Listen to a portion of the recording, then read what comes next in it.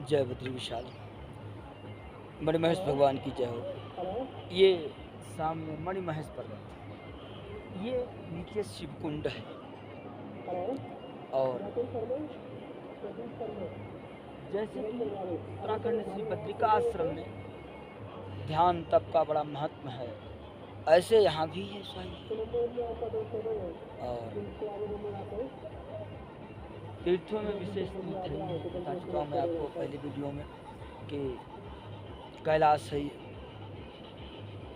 सामने ये पर्वत है, इसमें ही रात्रि में मणि के दर्शन होते हैं। ये पर्वत महेश यानी शिव रूप है और इस पे मणि दिखती है। जैसे कि कुछ जगहें ऐसी हैं, जैसे कि नैमिषारण्य में वृक्षों के रूप में भगवान नारायण विराजमान है, तिरुमला में पर्वत के रूप में है, और बद्रिका आश्रम में नारायण पर्वत के रूप में भगवान नारायण विराजमान है। इसी प्रकार से यहाँ इस मणिमहेश क्षेत्र में भगवान शाम्ब सदाशिव इस पर्वत के रूप में विराजमान है, इसलिए इस पर्वत का नाम महेश है। और मणि के ऊपर दर्शन होते हैं, इसलिए इसे मणिमहेश कहते हैं।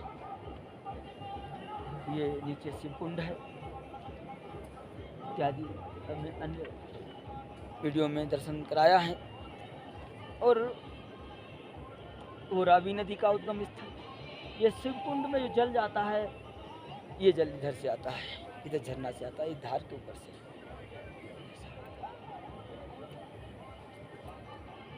यही है मणिमहेश।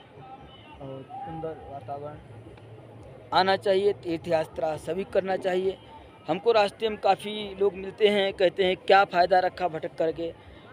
नहीं, देखो तीर्थ में जाने से एक तो आस्था लोगों की बढ़ती है और अपनी बढ़ती है। धाम तो है ही है, भगवान का नित्य निवास है तीर्थ। तत्पश्चात तीर्थों में जाएंगे तो हमारे राष्ट्र के व्यापारी समृद्धशाली होंगे, और इन तीर्थों के माध्यम से न जाने कितने लोगों का जीवन चल रहा है, न जाने कितनों का भोजन चलता है, या जीवन यापन होता है। इसमें फिर मणिमहेश, हमारे उत्तराखंड में ऐसा कहीं बहुत ज़्यादा भंडारे नहीं चलते, मैंने देखा है, चलते हैं पर उतने नहीं चलते हैं। परंतु जब मैं जम्मू कश्मीर की यात्रा करता हूँ अमरनाथ की, तो वहाँ एक सूत्र लिखा रहता है उनके बैनर में भंडारे वालों के, जय अमरनाथ बर्फानी, भूखे को भोजन प्यासे को पानी। जगह जगह भंडारे चल रहे हैं, और वहाँ मैंने देखा जगह जगह भंडारे चल रहे, जिसकी जो इच्छा प्रसाद पा सकता है। दूसरा, हिमाचल में जब आए हम, तो हिमाचल में हिमाचल के ही लोगों के भंडारे अच्छे अच्छे बड़े बड़े भंडारे लगे, बहुत अच्छी माने सुंदर सी सुव्यवस्थाएं हैं। यहाँ दुकानें भी हैं, जिसकी जो इच्छा जहाँ जिस प्रकार से भोजन पाए, प्रसाद पाए, अथवा खाना खाने वाले दुकान पर खाना खाते हैं, प्रसाद पाने वाले भंडारों में प्रसाद पा लेते हैं। आशय तीर्थों में जाएंगे तो हमारे यहाँ का व्यापार भी बढ़ेगा। और हमारे सनातनी तीर्थों में इतनी क्षमता है, सभी को जगह देते हैं, चाहे वो कोई वर्ण हो, चाहे कोई धर्म हो। अत्र धर्मों में मैं देखा हूँ जाकर के, ना तो मस्जिद के किनारे, ना ही गिरजाघर के किनारे कोई आपको सनातनी की दुकान अथवा कुछ विशेष नहीं मिलेगा। परंतु हमारे यहाँ देखो उदारता कि मुसलमान भी दुकान लगाए हैं, मुसलमान भी खच्चर चलाते हैं, हिंदू भी चलाते हैं, किसी को इनकार नहीं। इससे ये समझ में आता है कि हमारे अंदर तो संभव है, रहेगा, पर अगले व्यक्ति के अंदर पता नहीं कब आएगा। ईश्वर शीघ्र उस पर कृपा करें और सब में संभाव आए, तब लगेगा हाँ भारत वैदिक सनातन राष्ट्र है। भारत विश्व गुरु है, विश्व गुरु रहेगा, इसमें कोई कुछ नहीं कर सकता है। परंतु पहले संत महात्मा जाया करते थे तीर्थ यात्रा के लिए, तीर्थाटन करते थे, और 500-500, 700-700, 1,000 महात्माओं की 100-100 महात्माओं की जमातें चला करती थी। आज समय के फेर से ये सब बंद हो गया। क्यों? दो चार तथाकथित सिरफिरे समाज में पैदा हो गए। यद्यपि वो ना तो साधु हैं, ना ही कोई संत हैं, ना ही ब्राह्मण वर्ण से हैं। कुछ ऐसे कुकृत्य कर बैठते हैं। इसके कारण ब्राह्मणों को बहुत सहना पड़ता है, संतों को बहुत सहना पड़ता है। समाज को पता नहीं कब बुद्धि आएगी। ब्राह्मण का बालक जन्म से ही तपस्वी होता है और समाज के लिए ही जीता है। और यदि संत के रूप में आ जाता है तो उसका जीना मरना ही भगवान के लिए और समाज के लिए हो जाता है। अत्र वर्ण अत्र धर्म के लोग अपने लिए जी सकते हैं, परंतु एक ऐसा वर्ण है ये, इसमें केवल समाज के लिए ही जीना है। आज तीर्थों की महत्ता किसने बढ़ाई? संतों ने चल चल करके, जा जा करके खोज की तीर्थों की, बताया यहाँ ये तीर्थ है, वहाँ तीर्थ है। ये चलते फिरते तीर्थराज हैं, तो इसलिए किसी संत का अपमान नहीं करना चाहिए।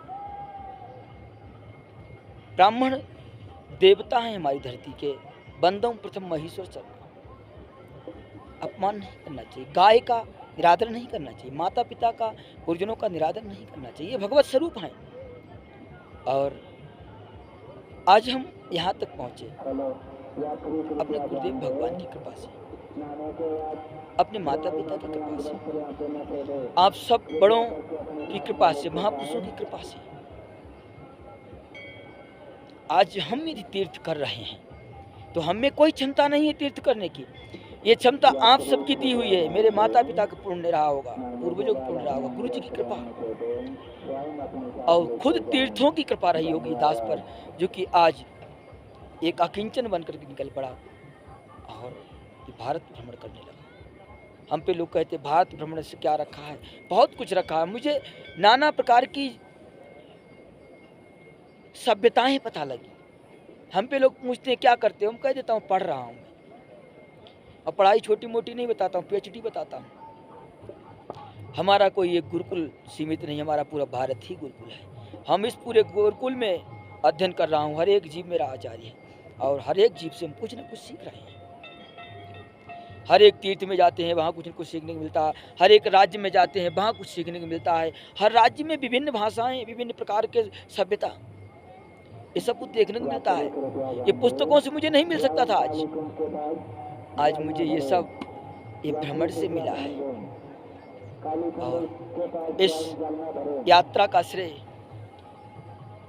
फल यदि हमें ईश्वर देना चाहता है कुछ भी, तो उन लोगों को दे जो लोग यात्रा करने के लिए, धाम तीर्थ जाने के लिए सोचते थे, नहीं जा पाए, जाने के पहले ही संसार से विदाई ले ली, अथवा किसी के पास धन का अभाव है, किसी के पास शरीर का अभाव है, किसी के पास किसी प्रकार का अभाव है, सब जगह नहीं जा सकते हैं। तो ये यात्रा समग्र भारत दर्शन की हमारी उन महापुरुषों को समर्पित है, उन वयोवृद्धों को समर्पित है जो तीर्थ यात्रा नहीं कर पाए, करने के लिए सोचते रह गए, भगवत धाम चले गए।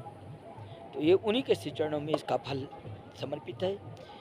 और मेरे वासुदेव से मेरी प्रार्थना है, जब जब मेरा जन्म हो, भारती ने कहीं भी हो धरती पर, लेकिन आपका बन करके आऊँ, संतों की सेवा करूँ, संत चरण रज मिले, यही जीवन की सार्थकता है। तीर्थ में जाने को मिले, यही जीवन है। मौज मस्ती अयासी में कोई भी जीवन काट सकता है, हम भी काट सकते हैं, ऐसा नहीं है। हमें भी भगवान ने ऐश्वर्य दिया है, लेकिन नहीं, वो ऐश्वर्य हमारा नहीं है, वो भगवान का है, समाज का है, संतों के लिए है। जय श्री राम, जय श्री बद्री विशाल।